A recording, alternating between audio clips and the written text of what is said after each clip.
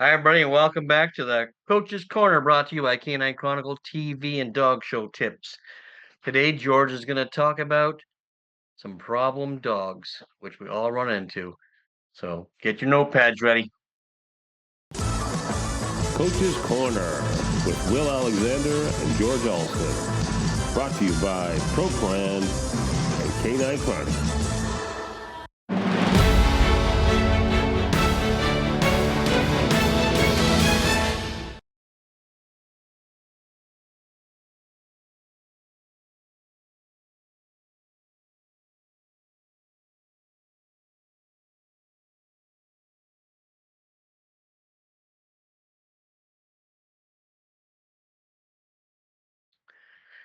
Hey, George, seems like just yesterday we saw you. Yeah, well, we got to get these things in the can, you know. Didn't even change my shirt. Exactly, me either. I Me either. didn't sweat at all. Um, Today we're going to do a problem dog. This is a question that came in, uh, and it's a lady from Missouri with a 10-month-old English cocker, and she says the dog gets when she gets finished grooming him at a show, he gets so excited she can barely hold on to him. And then he gets down on the ground and she has him on a Resco lead and he throws his head up and over on the Resco lead and drags her around the ring. And she says, Yes. what to do? Well, what you need to do is you have to, first of all, take care of the problem. The problem that she probably had, and I talked to her on the phone, is he had a tonsil problem. And Oh, you actually spoke to her on the phone? yeah, I called her on Oh, the nice. phone. Now that's service. Well, my wife bred the dog, so I had to fix it, or I'd have to be in deep deep at home. Yep. Okay, so I said, okay, this is something that I don't think gets talked to about. Professional handlers get the problem dogs to show. If they're easy to show and they're show for everybody, most of the time on class dogs, the owners can go in the ring and show it themselves. Yeah. Handlers get the problem dogs. I found that 95% of the problem dogs that came in, were affected by three things. Number one, bad tonsils. Number two, anal gland problems. Oh, yeah, I remember calling you about that one time when I had a And, dog that kept backing up, and you said, "Check his anal glands." and number three, kidneys. Because most people don't let their dogs drink enough water Yeah. and they end up with kidney problems. Or they give them too much protein and burns their kidneys out. So those are things that you have to worry about. The So I told her to take him on a loose lead. She said, well, she tried a loose lead, but he goes and he drags her around all over the place and she has no control. Well, very good friend of mine helped me with a dog. I had a dog, Silence Private Stock, who was a crazy, crazy English Springer Spaniel. And I'd try to show him, and he would drag me around the ring. The handler's name is Bob Stebbins, probably the greatest mechanic showing a dog that ever walked. Only problem he did is he showed every dog exactly the same way. His golden retrievers looked like Dobermans. His Kuvas are showed like Dobermans. He felt that everything should be shown like a Doberman. He was still a great handler. He was, and a great friend. And So he told me, he says, take your dog for a walk. So what you do, and I had my assistant, Dave White, would walk private stock around my property. I have 6 acres, and he'd walk around 5 or 6 times all the way around the property and walk him on a loose lead and just take him for a walk. If the dog get out in front of him, he would do an about turn, an obedience about turn. Not say anything. You don't say heel. You just do an obedience about turn. Then you walk, he gets out in front of you, you do an obedience about turn. You do a few of those, and he will start to watch your left front leg. Now, you don't talk to him because you don't want him to stick his head up in the air staring at you. You don't wave a bunch of bait or food in front of him. You just take him for a walk. All of a sudden, private stock started winning a lot of best in shows. And he won the Quaker Oats Award. And he uh, was number 1 or number 2 sporting dog that year. It's amazing how something very, very simple such as that. Now, when you are when you are uh, gaiting your dog, whether it's a loose lead or a tight lead, and also too, when you are stacking your dog, especially sporting dogs, where you are not using the lead, you're using sporting dogs and hounds, you're using your hands to control the head. You never, ever, ever use constant pressure. It's always on, off, on, off. And you think about people who ride, and I learned this from riding horses, that if you use steady pressure on the reins on a horse, he'll grab that bit and take off on you. A good horseman is always on, off, both with the reins and with the legs on the body of the horse. That way, the horse is waiting for direction,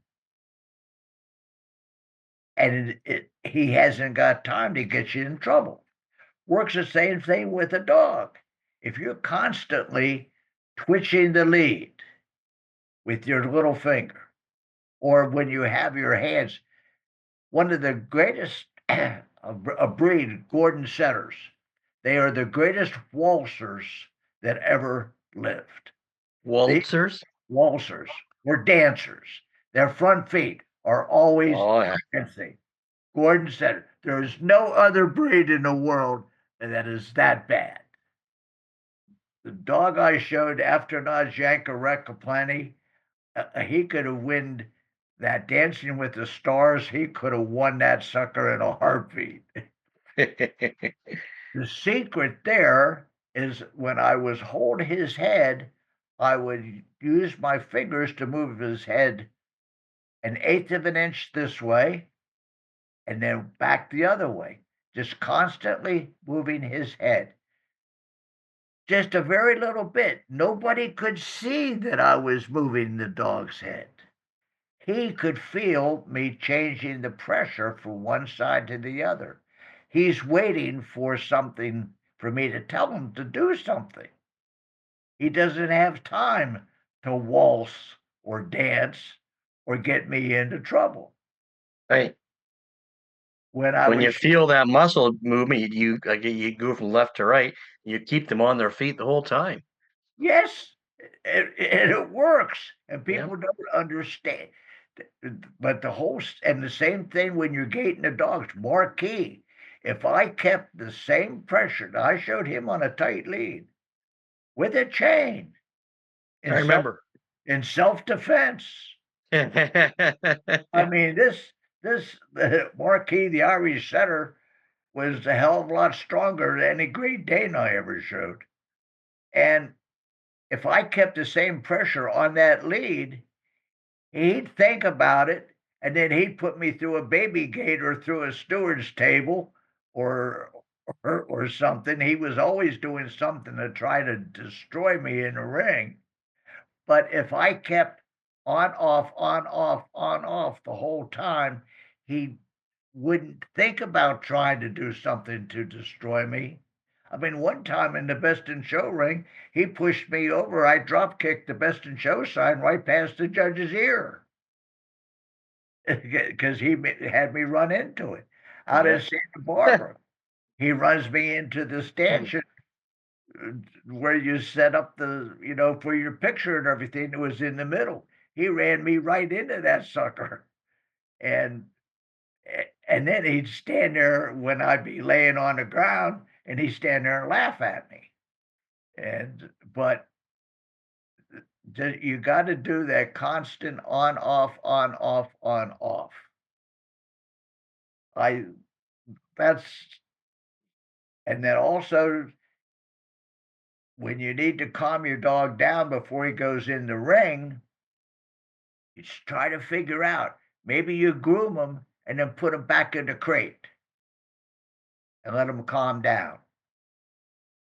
You have to find out where the button is.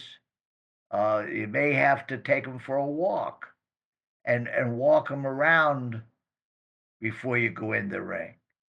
When I was showing Rebecca, the Irish setter bitch, I would have to have the owner hold her, and I would play hide and seek with her, and so that it would because she was half asleep most of the time.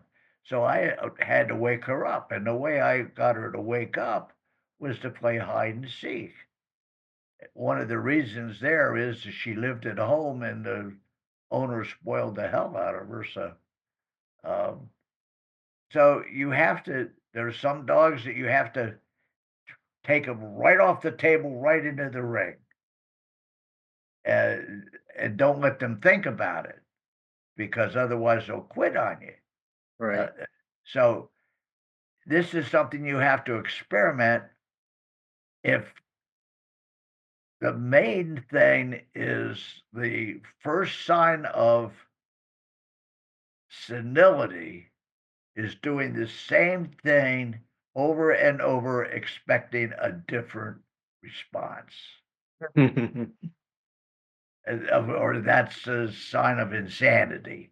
Insanity, yeah. And is doing the same thing over and over, expecting things to be different, and it doesn't happen. If it doesn't work coming right off the table into the ring, try putting him back in the crate and take him out of the crate and go in there. Or take him out and let him walk around and get bored. Um, you have to use your imagination. Oh, there's all kinds of different ways. I used to have people walk certain dogs to ringside. I would have them I would have the assistant walk the dog around for like 10, 15 minutes, then walk them to me, and then we'd go in the ring. Different Absolutely. things.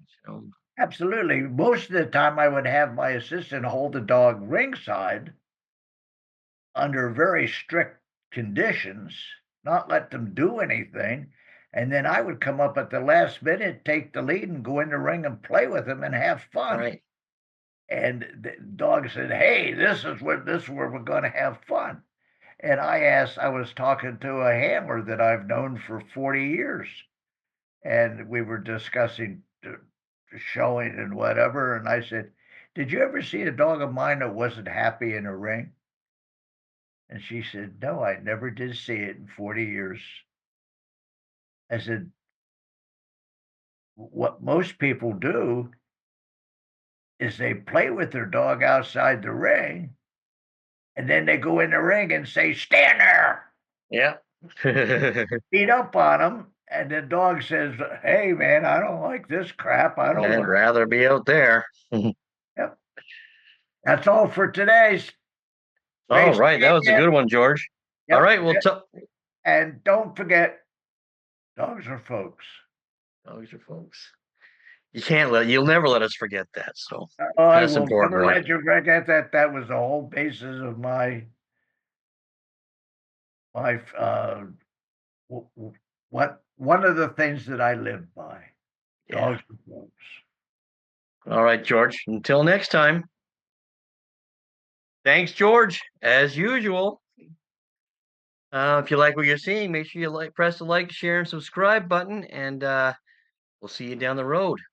Follow us on Canine Chronicle TV. And this year, with her strong athletic build, her fluid gait, and her confidence in the ring, the Beagle by the name of Miss P became the 9th. The best in show is the Beagle. Congrats, Miss P, on winning the 139th Westminster Best in Show.